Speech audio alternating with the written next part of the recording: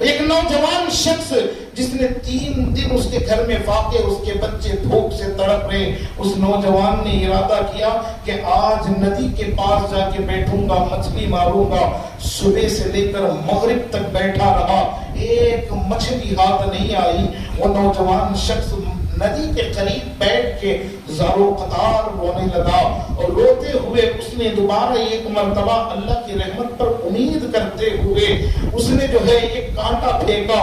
جو ندی میں پھینکا، جو جس سے مچھلیاں پکڑتے ہیں، تو اچانک رب کی رحمت اس کے اوپر برس پڑی کہ ایک مچھلی کو اس نے پکڑا، اور ایک بڑی مچھلی تھی۔ اب جب وہ مچھلی کو پکڑا تو اس کے دل میں ایک خوشی کی لہر دوڑ پڑی، کہا 3 دن ہو گئے میرے بچوں نے کچھ کھایا نہیں ہے، 3 دن ہو گئے میرے بچے بھوکے پیاسے ہیں، کہ کیوں نہ ہو ابھی فوراً جاؤں گا، اس مچھلی کو لے جا کر میرے ان بچوں کو میں کھلاؤں گا۔ یہ سوچ کر وہ نوجوان شخص آ رہا تھا، ادھر میں اپنی طاقت کی گھمنڈ میں جا رہا تھا۔ وہ نوجوان ابن حضر مکی سے کہہ رہا ہے میں اپنی طاقت کے نشے میں جا رہا تھا۔ جب اس نوجوان کے قریب پہنچا نا تو میری عادت تھی میں لوگوں کا مال لوٹ لیتا تھا، میری عادت تھی میں لوگوں کا مال چھین لیتا تھا، میری عادت تھی میں لوگوں کا مال ہڑپ لیا کرتا تھا۔ حضرت میں آپ کو بتانا یہ چاہتا ہوں،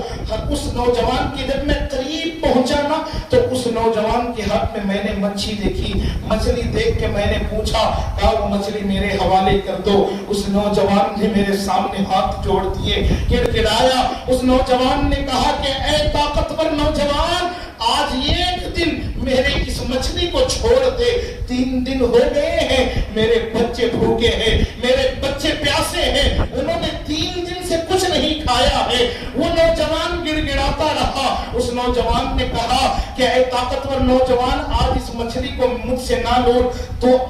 کل کا سامان لوٹ لینا، کل اگر میرے پاس تجھے کچھ ملے تو وہ لوٹ لینا، پرسوں اگر ملے تو وہ لوٹ لینا، تیرا کام ہی لوٹنا ہے، تو وہ چیزیں لوٹ لے، لیکن مجھے جو ہے آج گھر جانے دے، میرے بچے بھوکے ہیں پیاسے ہیں۔ وہ نوجوان جو بستر پہ لیٹا تھا ابن حجر مکی سے کہتا ہے حضرت وہ گڑ گڑاتا رہا مچھوارا، میں جو ہے اس کے گڑ گڑانے کو نہیں دیکھا، میرے دل میں ذرہ برابر رحم پیدا نہیں ہوا، میں نے زبردستی اس کے ہاتھ سے وہ مچھلی چھینی ہے، اور چھین کر جب میں گھر گیا ہوں اور مچھلی کو جب میں صاف کر رہا تھا، چونکہ مچھلی زندی تھی، تو اچانک صاف کرنے کے دوران اس مچھلی نے میرے ناخن کے پور کے حصے پر ایک چھوٹا سا حصے پر اس نے کاٹا،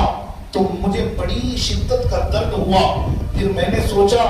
کہ مچھلی ہی تو کاٹی ہے، وہ کم ہو جائے گا، درد ختم ہو جائے گا۔ یہ سوچ کر میں نے پھر مچھلی کو صاف کیا، اپنی انگلی پر پٹی باندھی ہے، مچھلی پکائی، کھا لیا،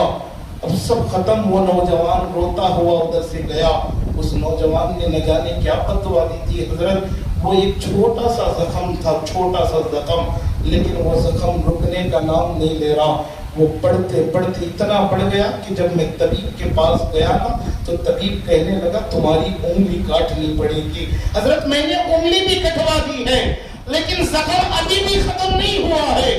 زخم ابھی بھی ختم نہیں ہوا۔ پھر وہ بڑھتا ہوا آگے تک چلا گیا، تو میں نے جب طبیب کو جا کر کہا کہ میرا مرض تو ختم ہی نہیں ہو رہا، اب مجھے کیا کرنا پڑے گا، تو طبیب نے بتایا ہے کہ اس ہاتھ کو بھی کاٹنا ہے۔ حضرت میں نے وہ ہاتھ بھی کٹوا دیا، لیکن باوجود اس کے وہ زخم میرے جسم سے ختم نہیں ہو رہا۔ حضرت دیکھیں اسی زخم کا یہ نتیجہ ہے کہ وہ زخم بڑھتا ہوا جا رہا ہے اور میرے جسم سے پیپ کے فوارے نکل رہے ہیں۔ آخرکار میں نے طبیب سے پوچھا تھا، کہا اے طبیب بتا کیا اس مرض کا کوئی علاج نہیں ہے، کیا اس زخم کی دوا نہیں ہے؟ تو اس طبیب نے بھی مجھے کہا تھا ایسا لگتا ہے کہ یہ بیماری تمہاری دوا سے ختم ہونے والی نہیں ہے، یہ بیماری یقیناً کسی